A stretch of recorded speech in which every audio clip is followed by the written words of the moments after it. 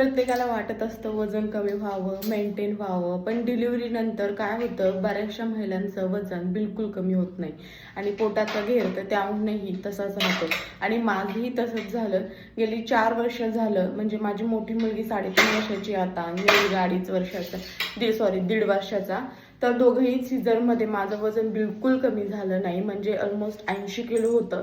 आणि इकडे तिकडे थोडंफार वर्कआउट असं म्हणजे मेंटेन कंटिन्युटी नसल्यामुळे एक 73, 74, 75 अशा दरम्यान अटकून राहिले.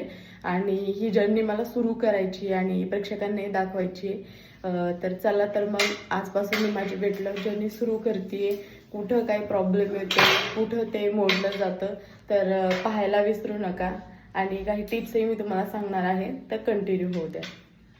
आपण वजन पाहूया. वजन